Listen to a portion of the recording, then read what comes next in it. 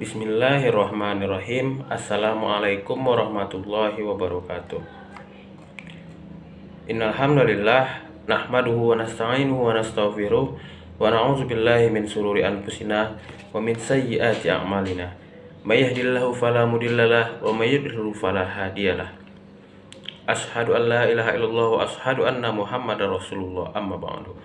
Pertama dan paling utama, marilah kita panjatkan puji syukur kita atas kehadiran Allah Subhanahu wa taala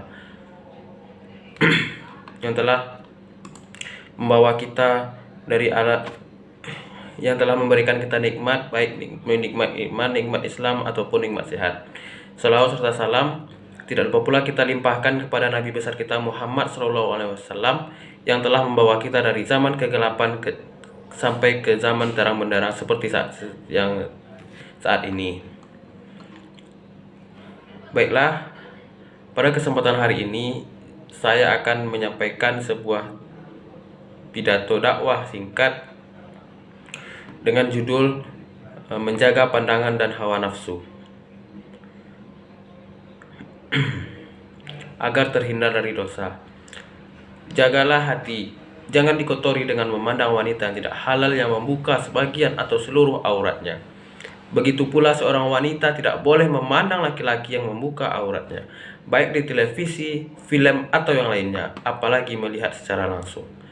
Maka setiap muslim dan muslimah berkewajiban untuk menahan pandangan, sebab hal itu merupakan sumber fitnah atau salah satu penyebab rusaknya hati dan menyimpangnya dari kebenaran.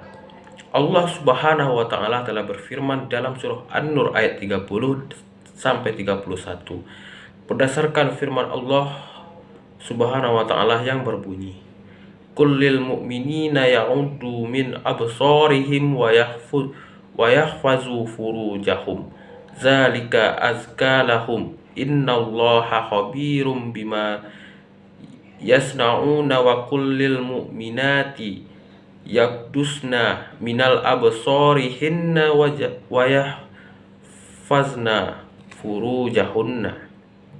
Artinya, katakanlah kepada laki-laki yang beriman, hendaklah mereka menahan pandangannya dan memelihara kemaluannya. Yang demikian itu adalah lebih suci bagi mereka. Sesungguhnya Allah Subhanahu wa taala Maha mengetahui apa yang mereka perbuat. Katakanlah kepada wanita yang beriman, hendaklah mereka menahan pandangan mereka dan memelihara kemaluan mereka.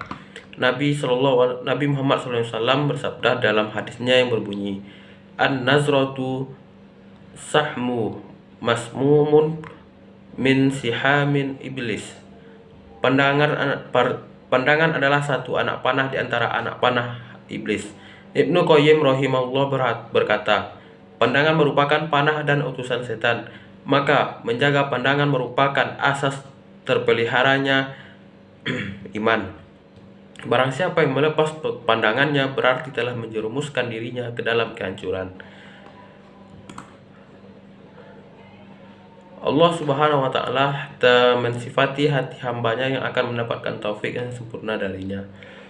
Barang siapa yang Allah Subhanahu wa taala kehendaki agar dia mendapatkan petunjuk atau hidayah yang sempurna dari Allah, maka Allah jadikan terbuka hatinya sepenuhnya menerima Islam dengan gembira. Tetapi barang siapa yang Allah Subhanahu wa taala kehendaki dia tersesat, maka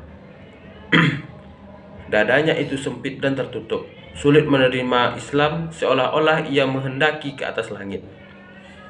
Ini menunjukkan kepada kita, memang ketika petunjuk Islam itu datang, tidak semua orang lapang menerimanya. Disinilah ada proses perjuangan menundukkan hawa nafsu, menguatkan iman kita dan meyakinkan bahwasanya petunjuk Allah lahir dari batin kita yang paling didambakan hati manusia, supaya dia akan menerimanya dengan sepenuh hati, meskipun dalam sebagian perkara mungkin dia belum bisa memahami dengan rinci sisi kebaikan Islam tersebut. Ini yang harus diusahakan dalam setiap orang yang beriman. Di dalam Al-Quran disebutkan bahwa ketika turun hukum Allah Subhanahu wa taala, ada beberapa permasalahan yang masih berat diterima oleh manusia. Karena apa? Yaitu karena hawa nafsunya. Innan nafsa la umarrohu bisu'i. Sesungguhnya nafsu itu selalu memerintahkan kepada keburukan. Dari sinilah Imam Ibnul Qayyim rahimahullah ta'ala menyebutkan kaidah ini, kenapa kita diperintahkan untuk menundukkan hawa nafsu. Kita karena menghadapi hukum-hukum Allah subhanahu wa ta'ala. Beliau berkata, bi an ahkamar rabbu subhanahu kasyiro ma ta'ti ala khalaful awradun nas. Karena hukum-hukum yang diturunkan Allah subhanahu wa ta'ala kebanyakannya tidak sesuai dengan ambisi-ambisi dan keinginan nafsu manusia.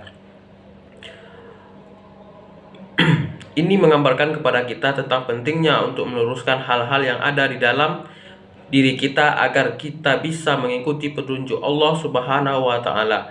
Dan di sini diperlukan yang namanya kesabaran dalam menunjukkan hawa nafsu di jalan Allah subhanahu wa ta'ala. Ini kita sebutkan karena ini jalur satu-satunya untuk meraih takwa dan imannya Allah subhanahu wa ta'ala. Tak akan terjadi seseorang itu bisa meraih ketakwaan yang sempurna kalau dia tidak melalui perjuangan menundukkan pandangan dan hawa nafsunya di awal-awal dia berislam. Sampai-sampai salah seorang ulama salaf ada yang berkata, akan selesai sampai kepada tujuan perjalanan orang-orang yang mencari ridha Allah ketika mereka telah berhasil menunjukkan nafsu-nafsu mereka di jalan Allah subhanahu wa ta'ala. Baiklah, demikianlah dakwah singkat kita pada malam hari ini. Semoga bermanfaat bagi kita semua dan kita mendapatkan syafaatnya di hari akhir nanti. Wabillahi taufik wal hidayah. Wassalamualaikum warahmatullahi wabarakatuh.